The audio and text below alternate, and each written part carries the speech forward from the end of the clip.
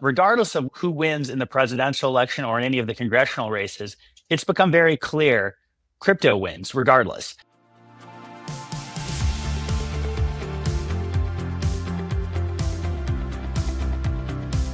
It's Tuesday, November 5th, and this is Markets Daily, hosted by me, Jen Sanasi. On this show, we navigate the currents shaping the crypto markets, providing insights against the broader financial landscape. So, whether you're actively trading or simply fascinated by the volatility that is the crypto markets, this show is your compass to understanding where we were, where we are, and where we are going.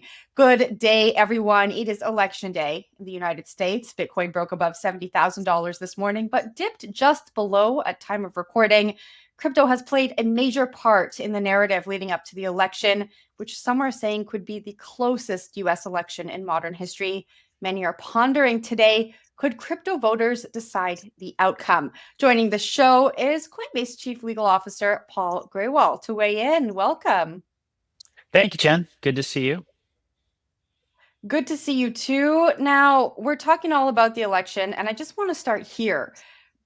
Are there any fears you have about the outcome of the upcoming election as it relates to crypto? How are you feeling? What are you thinking about today as Americans go to the polls? I don't have any fears at all, and I'm actually feeling quite good about this election, even though a lot remains to be seen over the next 24 hours and perhaps beyond. And the reason, Jen, is that regardless of who wins in the presidential election or in any of the congressional races, it's become very clear crypto wins regardless. And I say that because 52 million Americans now own digital assets. And in this campaign and in this election season, 1.8 million Americans have signed up as crypto advocates at Stand with Crypto. And more than 500,000, nearly 600,000 have actually taken steps to register to vote or learn about crypto candidates through their particular engagement with Stand with Crypto. So we're seeing the crypto voter emerge as an important voice in the conversation, and Democrats and Republicans alike have come to understand that if they want to continue to serve in office, if they want to continue to meet their voters and constituents' needs, they need to be thinking about how they can provide legislation and regulation that provides certainty and stability for crypto. And we're very excited about that. You're not the first person who's come on the show and said that crypto's already won the election. You brought up a stat there. 52 million Americans own crypto. This is something that's come up again and again in the narrative leading up to the election, and even the broader narrative when we talk about the crypto ecosystem. Just for our audience, talk to me about where that number comes from. Well, there has been a whole lot of polling in crypto, just as there's been a whole lot of polling regarding the candidates in the election. Morning Consult has developed this particular figure as part of their survey and research into who owns digital assets. But if you look at other sources, for example, the Federal Reserve of Philadelphia has done important work in this area, and other third parties, the numbers are clear. Tens of millions of Americans, whether it's 50 million, 60 million, 40 million, it's clear tens of millions of Americans have owned digital assets, and they all want to see crypto in their financial future and in the broader economic future. And that's why we think the crypto voter is so important to the results that we're going to see after today and in the months and years ahead. Well, Paul, that leads me to my next question. Could crypto voters really impact this election? I know that's a question you've been asked from other outlets, but it's election day. Talk to me about the crypto voter. Are they really going to have an impact? Are there really single issue voters out there? Well, it's absolutely clear that if you consider that the 1.8 million Americans have signed up as crypto advocates, that crypto is on the minds of many American voters. And while not all of them may view crypto as their sole issue, it's clear that it is one important issue as they weigh which candidate to vote for in any particular race. I think what's critically important is that in several battleground states, states which could be decided by a few thousand votes going to one candidate or another, there are tens of thousands of people who have signed up as one of these crypto advocates and made it very clear that they will be considering the candidates' views on market structure legislation concerning stable coins, the way that the SEC has gone about regulating this market by enforcement rather than by rulemaking. All of that tells us that crypto will play an important part in the outcome of these various races, and that even if no single person is only focused on crypto in each and every race, collectively, we're going to see crypto emerge as an important consideration for these results. Talk to me about the key races that you're watching. Well, obviously, everyone is focused on the presidential race, and for good reason. Our new president will have a significant impact on the state of crypto, whether it's appointments to chair the Securities and Exchange Commission, the Commodity Futures and Trading Commission, and other important federal agencies, whether it's signing legislation that will ultimately make its way through the House, and more generally, setting the tone for crypto and making it clear that crypto will be welcome in the United States. I think the presidential race is certainly at the top of the list for good reason.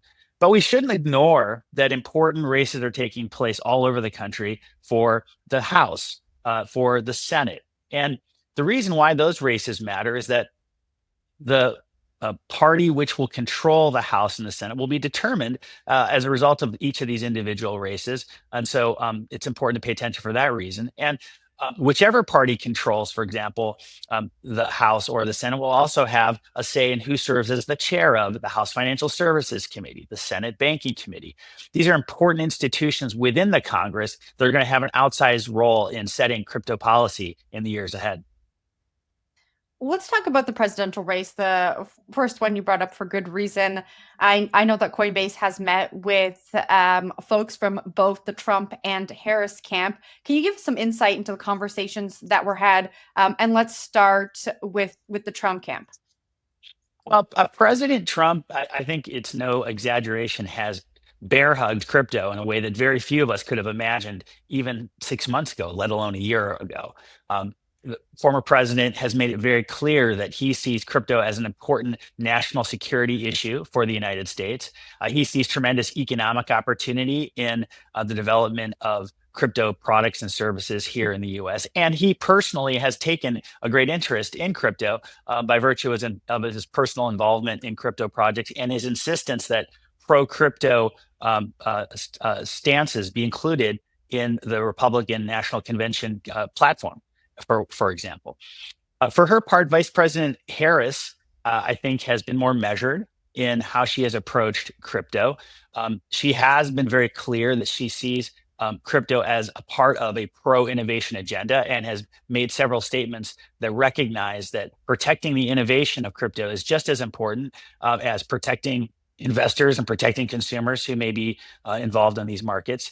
And so in their own way, with their own style, each of the candidates, I think, has recognized that, again, the 52 million Americans who own digital assets are expecting them to take the responsibility of protecting these markets seriously and to support legislation which will bring clarity to these markets. How they go about that, which personnel they will put in these important appointed positions remains to be seen. But we're optimistic that regardless of who wins, as I said earlier, crypto is going to win either way.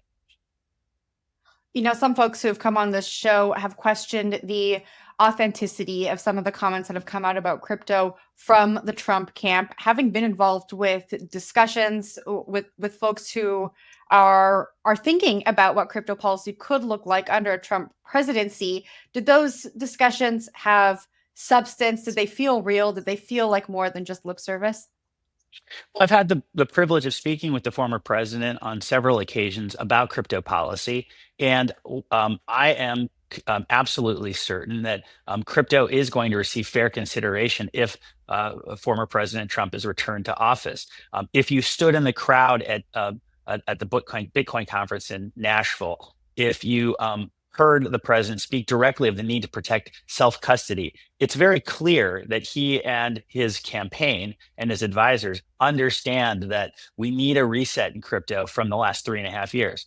That said, I'm just as confident that we're going to get a fair consideration by Vice President Harris. Again, her language has been much more measured, but she's only had, I think it's fair to say, a very limited period of time within which to develop economic policies on a whole range of issues. And so it's quite natural that her embrace of crypto would be more limited. Either way, I think it's clear that the approach of the current administration and the approach led by SEC Chair Gensler will be rejected. This notion that somehow lawsuits are the way to bring certainty and clarity to the market clearly has not worked, and the courts have pushed back on that. And the markets themselves, I think, have made it clear that rulemaking, legislation, is the long-term durable solution to providing certainty and clarity, not lawsuits. Yeah, let's talk about the SEC. I mean, many are wondering how the result of the election will impact the SEC. Talk us through each scenario. We started with Trump last time, so let's start with Harris. I keep referencing other people who have come on the show, but a lot of people think that if Harris does take the presidency, we will see some change in the SEC, but maybe not as quickly as if Trump were to take the seat. What do you think? What's your stance there? Well, Vice President Harris would certainly have the prerogative of selecting a new chair of the SEC and obviously having a significant input into the heads of each of the different components of the SEC that are responsible for ultimately making policy and policy in particular. Um, Whether she chooses to replace SEC Chair Gensler or not remains to be seen. She would certainly have that authority. But I think, regardless of um, how quickly she might move to bring in new leadership, it's clear that any new administration is going to expect there to be a review of the pending cases, a reconsideration of whether this approach of lawsuits and enforcement over rulemaking is the right way to bring clarity and certainty to this important market. All that's going to take place no matter how she approaches the leadership of the SEC in particular. And the other thing, Jen, I think it's important to recognize is that we tend to focus on the SEC, and for good reason, but there are other important federal agencies that have an outsized say over crypto and crypto policy. It will be just as critical for the new president to select a new chair of the CFTC and leadership within the Treasury, for example, that also recognizes that we need to see sensible policy enacted in order to protect these markets. And that if the US continues to waffle and dither, the rest of the world's going to continue to race ahead. And I don't think either Vice President Harris or President Trump wants to see that happen. Hey everyone, did you know 52 million Americans own cryptocurrencies? That's not just a number, it's a movement, economic, social, and political. Decentralized finance, blockchain, and digital currencies are more than buzzwords, they are the future. This November, it's on us to show up and step up. We need to protect crypto to ensure it continues to fuel innovation and freedom for our families and businesses. Don't let this opportunity slip by. The future of crypto is on the line. Make your voice heard this November and pledge to vote now at standwithcrypto.org/pledge. In the conversations you've had, any mention of who could take the chair at the SEC, who might replace Gary Gensler? Well, speculating about personnel is always part of the fun of a campaign and in consideration of any new administration. I think it's fair to say that if President Trump is elected, we will see new leadership very quickly. There's a challenge, though, because the statutes which govern who can serve as SEC chair are somewhat ambiguous about the president's authority to remove a commissioner, whether as chair or as simply a regular commissioner, for any reason whatsoever. And so I do think there are some ambiguities about, for example, whether President Trump can simply fire Gary Gensler on day one, as opposed to demote him from his chair status and replace him with a new chair. If he were to take the latter course and simply demote Chair Gensler, the most straightforward course in order to play for a new chair to take his or her seat would be to promote one of the current chairs, for example, Commissioner Ueda or Commissioner Peirce. Again, these are all details that will have to be sorted out in the aftermath of the results of today's election. I think it's safe to say that over the next 24 hours, both of these campaigns are going to be much more focused on whether or not they're going to be serving in a new administration, as opposed to the details of crypto policy. But time will tell.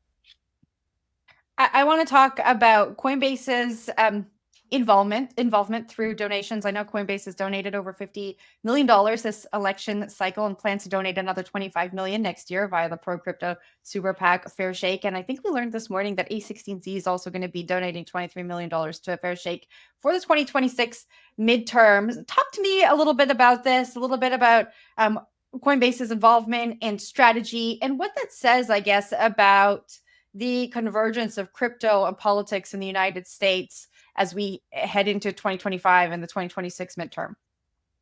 I think what Coinbase and others support for efforts like those of Fair Shake and Stand with Crypto say more than anything else is that the crypto industry recognizes that good policy, good regulation is going to be critical to the continued growth and development of this technology and of this industry. And what we have already seen is that through the efforts of Fair Shake and Stand with Crypto and others, the crypto voters' voice has emerged as an important consideration. Again, I think it's remarkable that just a short while ago, no one could have imagined that you would have both major presidential candidates discussing repeatedly and in detail their views on crypto policy. No one could have imagined that you would have, for example, 130 or more candidates for the House and Senate completing questionnaires with Stand with Crypto in order to be rated for their positions on crypto policy. You now have hundreds and hundreds of candidates all over the country putting out very pro crypto messaging and positions in order to make clear their views to their voters.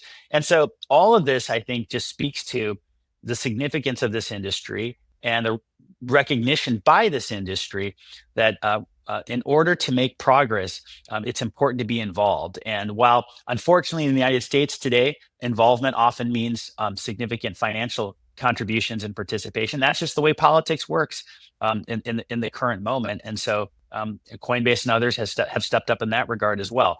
But all of this ultimately is in service of the crypto voter. And we take that responsibility very, very seriously. All right, and make sense of this for our audience. What happens from here? We, of course, are sitting here. It's November 5th. It is election day. We are soon going to know who the new president of the United States is. What happens from here when it comes to crypto policy? Do all of the woes that have weighed on this industry get solved from here? Or what does the path look like? What are you prepping for? Well, I think that we're going to see tremendous change, but I don't know that that change will come tomorrow morning or next week or even this year. Patience in the crypto industry and among the crypto community is not necessarily one of our strengths. And yet, quite reasonably, people want to see change come and come quickly, considering that for the last 3.5 years, this industry has taken body blow after body blow from a government that and an administration that frankly has shown very little interest in engaging productively with it and on behalf of the crypto voter. I think what you're going to see in due course is first and foremost consideration of who will lead these different agencies and be responsible for carrying out the crypto policy set by the Congress. I think Congress itself will take up in short order legislation on market structure. That's the FIT 21 bill, as well as legislation concerning stable coins that it have both made their way through the House in different ways and to different degrees, and are now currently being considered by the Senate. I'm very optimistic, Jen, that perhaps even as soon as the lame duck session this year, but certainly in 2025, we're going to see legislation passed that covers market structure, stable coins, and perhaps other issues in ways that will unleash innovation in this industry to a degree we haven't seen. I think everyone listening is just looking forward to that. And I appreciate you bringing that optimism to the show here today, Paul. While you're here, while we're talking about policy, while we're talking about blows that the industry has endured over the past years, I want to talk to you about some documents that you recently revealed that exposed the FDIC asking banks to pause or refrain from providing crypto-related bank services. Talk to me about this. Let's talk to me about the documents and what they revealed for you, what you want people to take away from seeing them. Well, this audience will certainly be familiar with the history of Operation Choke Point 2.0. And this is a term Nick Carter and others have coined to describe the concerted effort of the current administration to deny basic banking services to people involved in crypto and to restrict or constrain banks from offering crypto-related services in their own regard. We were quite concerned as we came to learn more and more about this effort that the FDIC in particular was exerting substantial, significant pressure on member institutions, on banks, to deny their customers basic banking services and to refrain from offering crypto-related services themselves. And so we filed a number of FOIA, Freedom of Information requests to the FDIC that asked them to produce, among other things, the letters, the pause letters they may have sent to member institutions to carry out this directive. The FDIC unfortunately rejected those requests and cited what we thought were unjustified bases for withholding the documents that we were seeking. And so we went to court. We sued the FDIC in federal district court in Washington, D.C. And over the course of the last several days, it has now been ordered that the FDIC produce the letters that we were seeking. And in the interim, they have produced a log of those letters, something called a Vaughan index, which makes very clear that in case after case, various examiners and others at the FDIC were telling their institutions to stand down from crypto. And that is in and of itself a remarkable action, in that crypto is a legal business. We operate in full compliance with the law here in the United States. And it would set a remarkably dangerous precedent, Jen, for the FDIC or any regulator to pressure regulated institutions to deny their services, deny access to their products and their business to lawful businesses here in the United States. So this is one to watch. We're going to keep at it because we think this is an important issue, not just for Coinbase, but for the entire industry. And we're grateful that the court has seen fit to order the FDIC to produce these materials.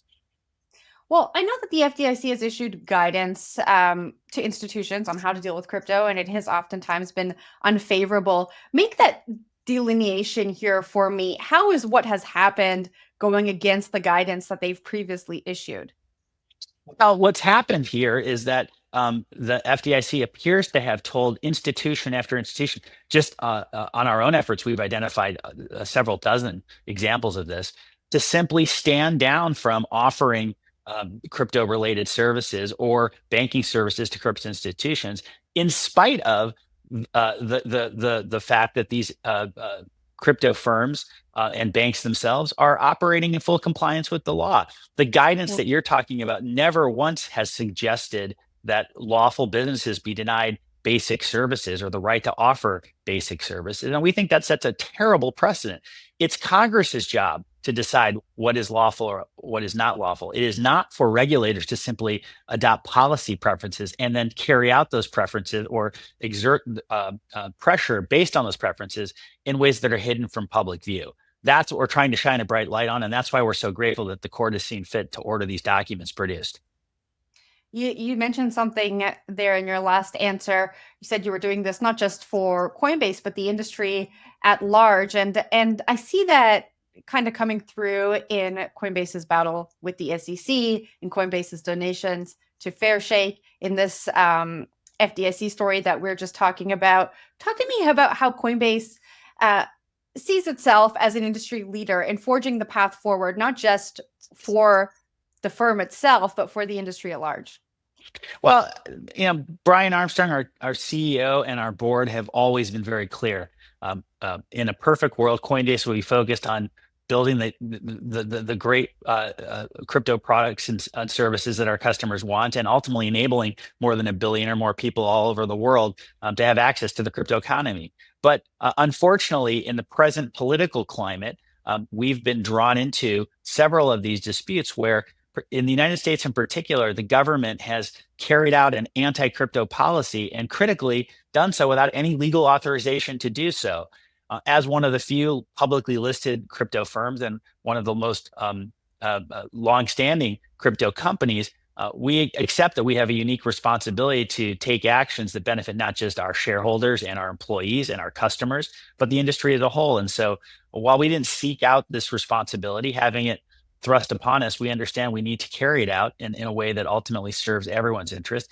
And that means pushing for new legislation from the Congress. That means fighting the good fight in court on occasion. And it also means just shining a bright light on all the activities of the government so that everyone can understand what policymakers and regulators are doing in their name, because ultimately they work for us, not the other way around.